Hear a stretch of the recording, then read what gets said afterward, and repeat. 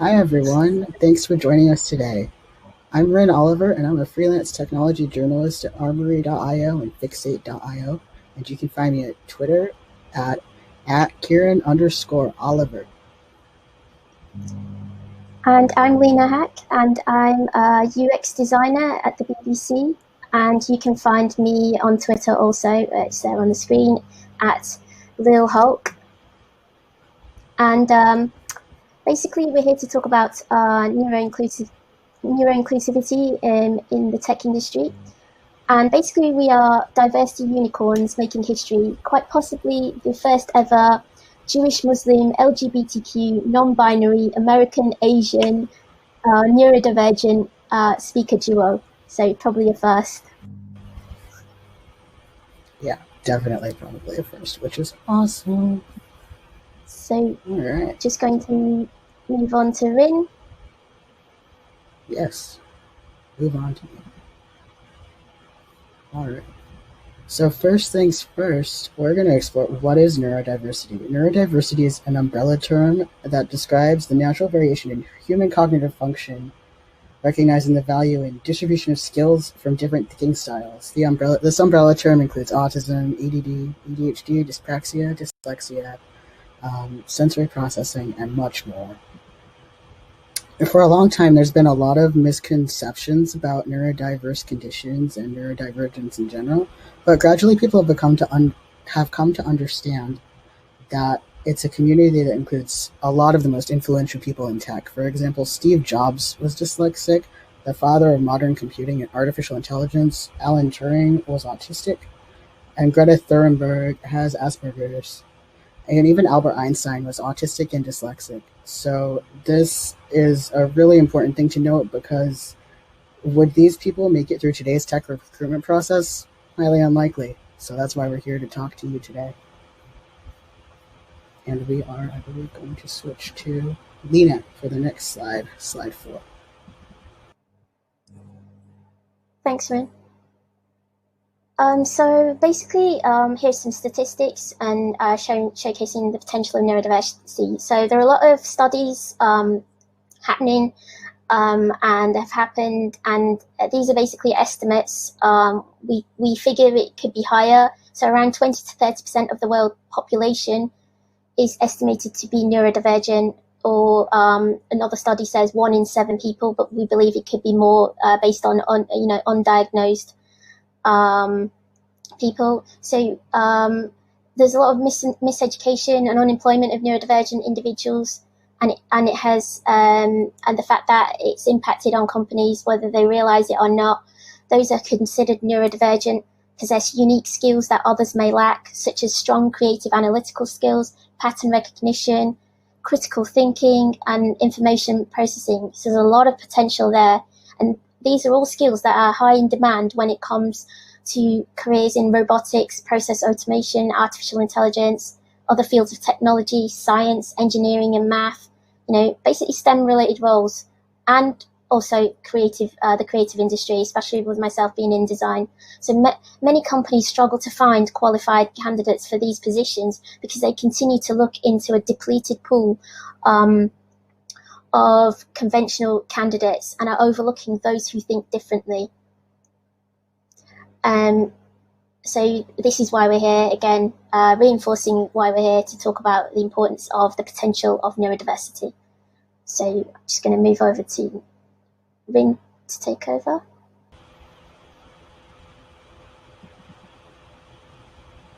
So your company is hoping to attract and hire neurodivergent talent. How are you going to do that? Well, there's a lot of ways that you can. You should first of all endeavor to make your hiring and interview process accessible and welcoming to those that are neurodivergent. So when you're hiring for neurodivergent talent, you've got to understand that the traditional interviewing process is significantly more challenging. And retaining neurodivergent talent is something that a lot of companies struggle with. Once you get somebody hired, how do you keep them there? That's a big problem too. And as more and more open source organizations are constructing neurodivergent hiring initiatives, they need to remember to please do have these processes and procedures in place that'll ensure smooth and successful onboarding and retain long-term retention of your neurodivergent talent. This can look like the ability to work from home, having flexible working hours, limiting required or in-person or virtual meeting attendance, having an accommodating sensory office environment for whenever we can go back to the office again. Understanding that some neurodivergent people may come across as antisocial. This is often not true. We like to hang out with our friends and be with other people just as much as anybody else. We just really like to have flexibility in how and where and we interact with people. And I think that's really important to actually focus on also, is that there needs to be flexibility in how we interact with others, and team building events and all of those social situations. There need to be flexibility for allowing for people that are neurodivergent to have control over that situation versus being forced to conform to what the group wants. I also have the next slide. So recruiting and interviewing neurodivergent talent is a challenge. As many of you know that have followed me on Twitter, up until recently, I have been job searching. And I've found that job descriptions have not been very welcoming for those that are neurodivergent. I'm happy to say that by the time this talk goes live, I'll have some exciting job news for you all. But for now, it's a secret. Mystery. So, first things first, you've got to ask, are your job descriptions, breakdown of tasks, and work-life balance welcoming to those people that are neurodivergent? You've got to make sure that recruiters and interviewing and hiring managers are aware of not only what neurodiversity is, but what challenges are present for neurodivergent job candidates when interviewing. It's not enough to say, ask us for accommodations. You've got to do some research and say, what accommodations are people going to need from us? And then you need to actually act on that.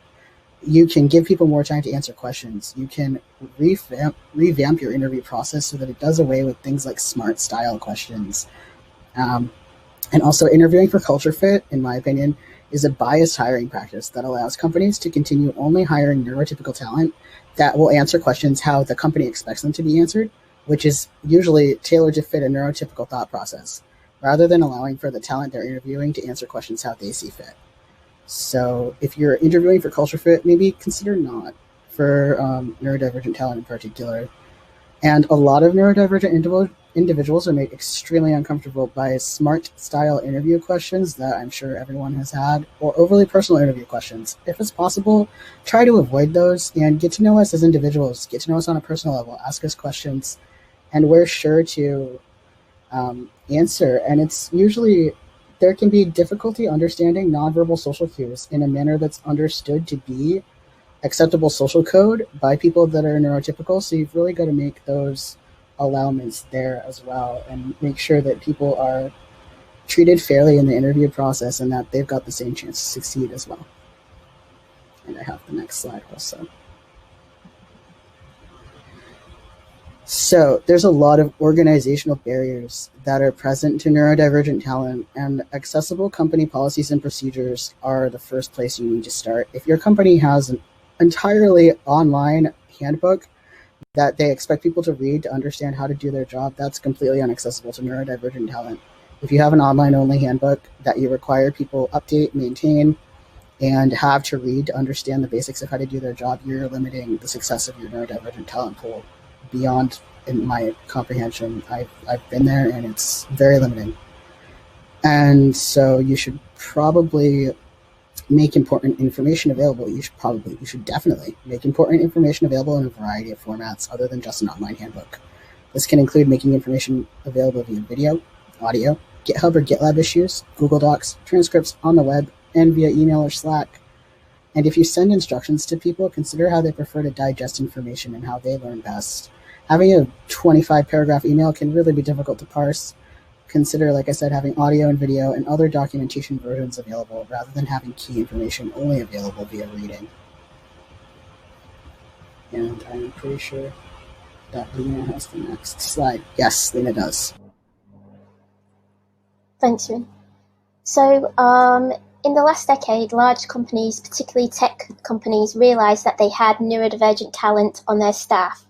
Many of these employees have demonstrated special skills, again, like I said, in pattern recognition, memory, mathematics, and tech-related skills, and teams working to solve highly complex problems. Neurodiversity is gradually being recognized as an opportunity and also as a competitive advantage. A small but growing number of companies such as Microsoft, SAP, and IBM, for example, have hiring programs designed explicitly around neurodiversity. So they're very pro neurodiversity. They're making changes in hiring, retention, and management practices to make more opportunities available. Unfortunately, the majority of employers, according to a study conducted, around 7 in 10 employers, to be precise, do not include neurodiversity in their people management practices. More needs to be done. Employers ready to make changes to their hiring processes are already reaping the substantial rewards that come from bringing neurodiverse talent into their teams. And I have the next slide.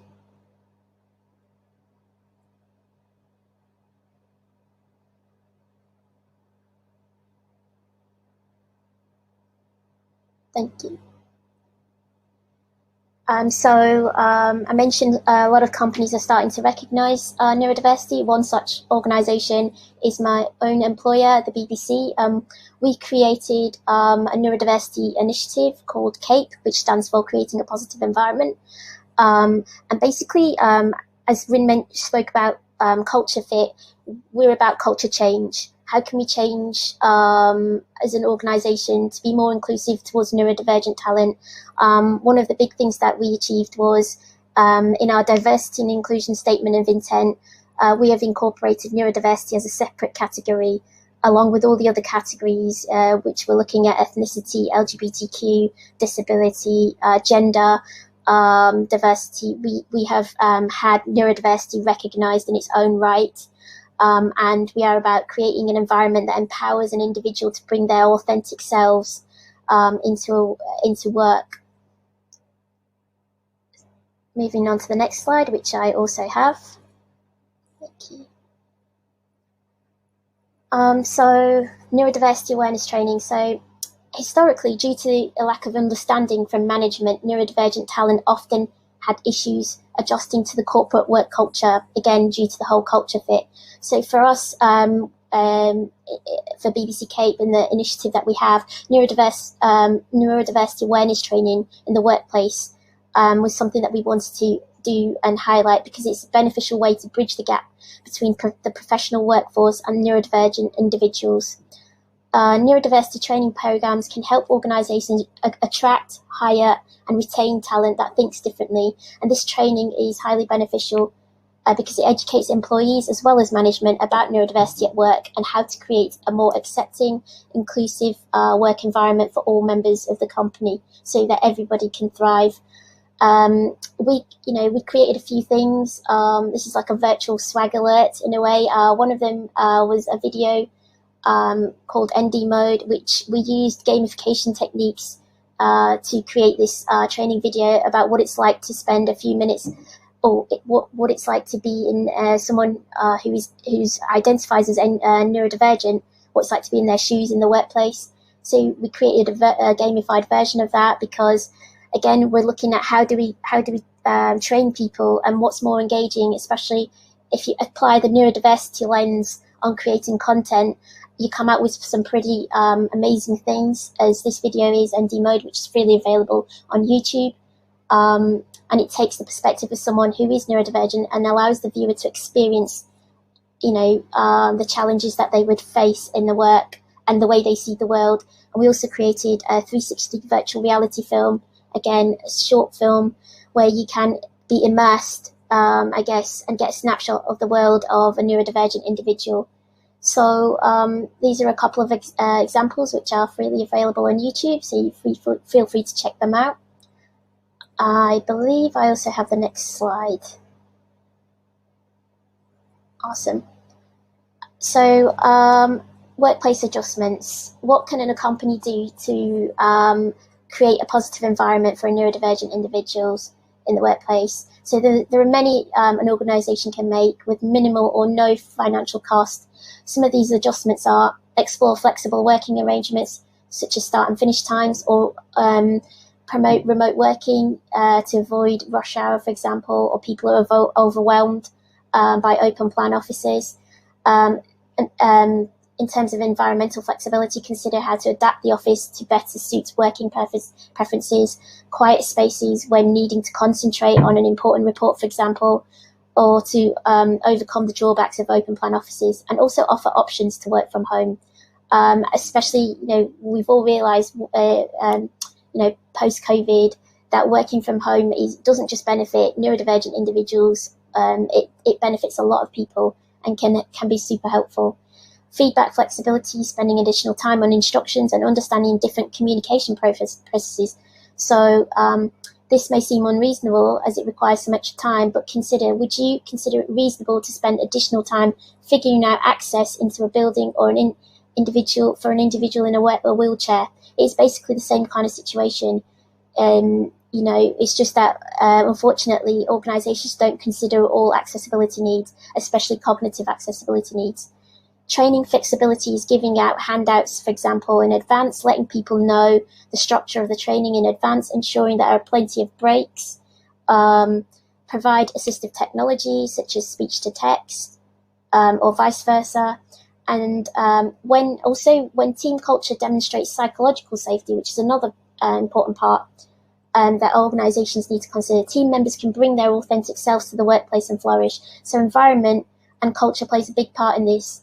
So the working environment, for example, can make a huge difference to someone's ability to succeed. Next slide is me. Thank you. So another sort of virtual swag alert. As part of the BBC's mission to help create neuro-inclusive workspaces, we're pleased to share our design checklist. Again, it's freely available. The link should be on there. And it considers the different sensory responses to an environment experienced by many people, especially neurodivergent individuals. In the same way that workspaces are usually audited to consider physical accessibility, this toolkit will help inform adjustments required to support neurodivergent communities moving towards universal environments, those that meet everyone's needs. Because once you cater for neurodiversity, you end up catering for everybody, because everybody can benefit from having quiet spaces and different ways of designing a space where it's not cognitively inaccessible. So, for example, we have the BBC's Cardiff HQ building. It considers neurodiversity in the working environment by creating an inclusive workplace. We're taking this seriously, and we now have a building that has included cognitive accessibility in its design brief. And it may be a world first, but it's a huge step towards building a workplace of the future. So in this design project, we thought about how people with neurodivergent can experience this space with different perceptions, memory processes, and judgments of time and distance. This is the trajectory for the project that was based on our understanding of the physical and neurological diverse needs of individuals, many of which had not been fully addressed. So we focused on creating working out in terms of looking at things like wayfinding, color, texture, using the right kind of colors, contrasts in terms of design, patterns, fabrics, flooring, and also training the reception staff to help all people access and use the building, whether it's visitors or staff members. So we considered things like lighting, because lighting can be a major hindrance for people in terms of having to concentrate when they're in the office hours at a time. So we considered options where we used LED lighting, and lighting levels could be changed to create a more comfortable and domestic feel.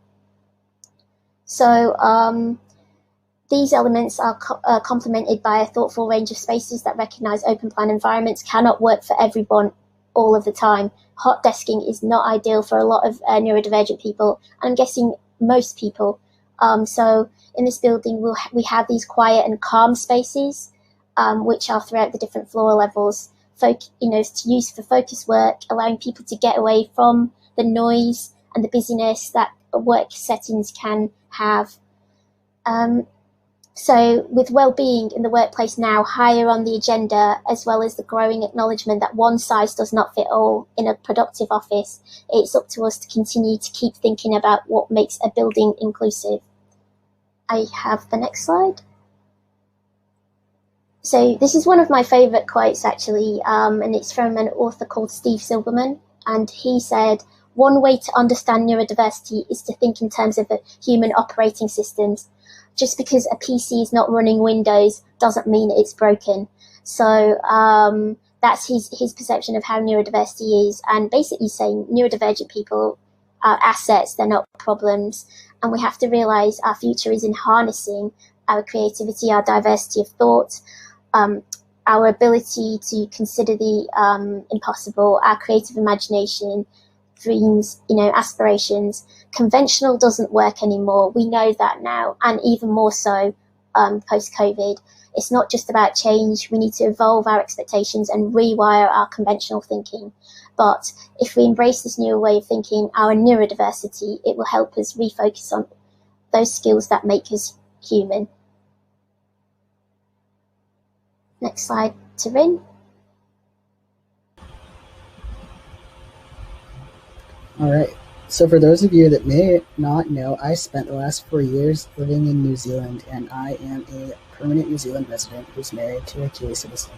And I would like to introduce to you the concept of take watanga. And take watanga is the Maori word for autism. Take watanga means in his, her, or their own time and space. And it was coined by Kari Opai for the Maori language used in mental health, addiction, and disability services for a project called Te Reo Hapai, the language of enrichment. And you can learn more about that, which is a wonderful project, by visiting altogetherautism.org.nz, and that's altogether with one L. Highly recommend you check it out. Take watanga is a really wonderful way to encompass neurodivergence, and that people that are neurodivergent will get there in their own time. It might take us longer than neurotypical people, but we'll get there. And when we do, we're going to bring our all to that project, and we're going to bring our all to your company.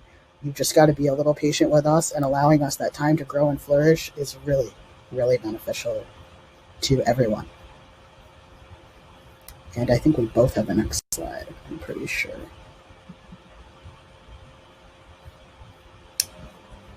We do. So, one of the biggest things that you can do to help people in your workplace or to hire neurodivergent talent is to address the stigma and change the culture. And if we can both get on this slide, that would be great. We both have this one. Thank you. All right. And I chose this quote here because I really like it. Autistic people are individuals. We're not all math geniuses. We don't all like trains. I'm hopeless with technology and much prefer painting. There's no typical autistic, but I think we all probably all like being respected and validated. That's by Jeanette Purkis, and it's so true. We all like being respected as individuals. We all like being validated for our own unique talents. And I think that you can start by being more accepting of different communication styles, do mentoring. Your managers and team leaders will benefit from this. And you can also get to know your neurodivergent colleagues in a space that they feel safe and comfortable in. And Leena, what are some things that you think people can do to address that stigma and change that culture? Be open to change, and just basically what you said, be mindful of neurodiversity, reduce focus on the cultural fit and the sort of the social aptitude test. Are they really necessary? And I also feel that if we do cater for the neurodivergent community, everyone will benefit. Because I've had like people say, oh, you know what, some of these ideas work also for me, because even though I don't identify as neurodivergent. So it's funny how it benefits everybody. So that's what is special about this. And think about wider impact, especially if you're creating products and stuff, because it's likely that a lot of your clients, customers, users, for example, will be neurodivergent too. So think about accessibility of content, think about your processes. Are we unintentionally excluding a group of people, a large number of people? So think about that. And also, talk to us. We're happy to help advise. Myself and Rin, we're going to put ourselves out there. We're willing to be open and we're friendly, and you can come and talk to us if you have any questions. Absolutely. Feel free to reach out to us. I'm available anytime. Y'all know me. I love Twitter. So please do feel free to chat with me. And I think we both have the last slide is the thank you slide. So I think we can just have that be just a slide, right? Yeah. Thank you. Thank you, everyone. We really appreciate you taking the time to talk with us, and we hope you have a wonderful rest of your KubeCon experience.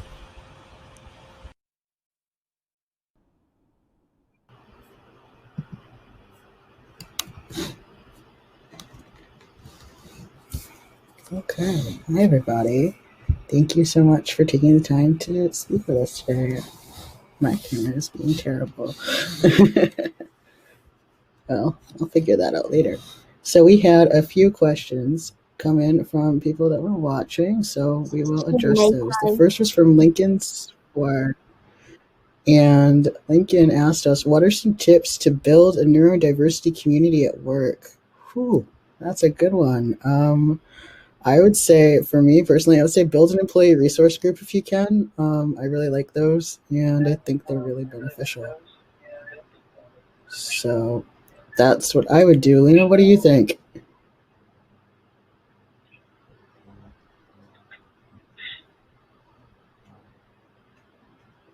I'm not sure Leena can hear me. For me, I think it's. Hello? Can you hear me? Yeah, I can. Sorry. Go ahead. Your second broadcast message was just sent, or I guess the third. Can you hear me? Okay. I'm having some sound issues. Apologies.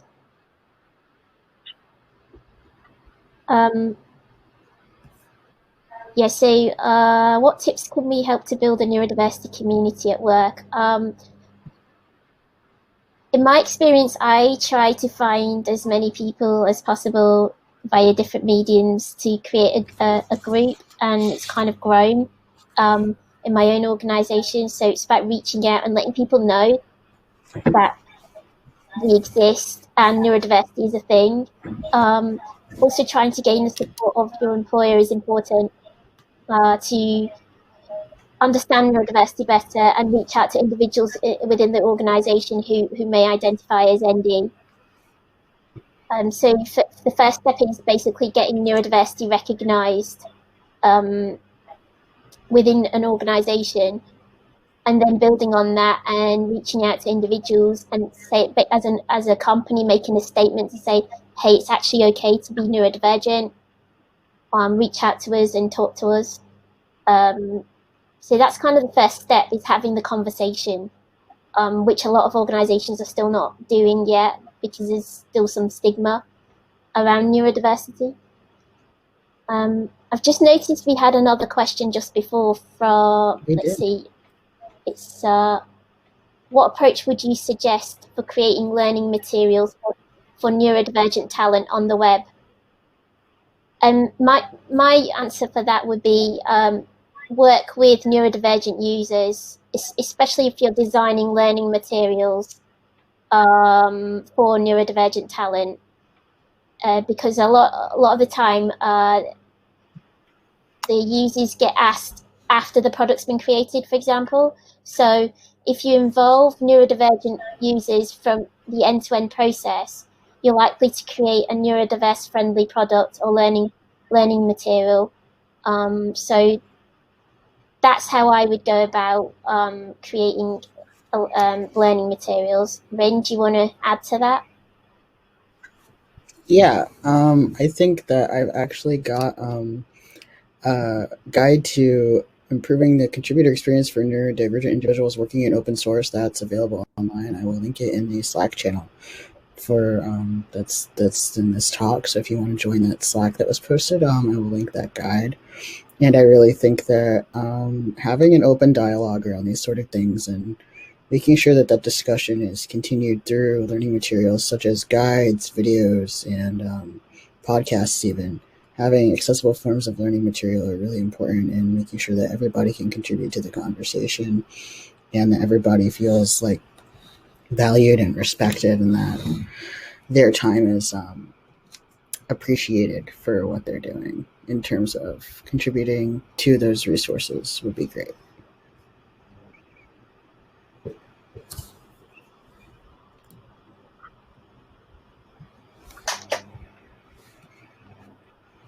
I think I think those were So the that's my only thoughts. questions. I don't see. Oh, we've had a nice I think it, comment.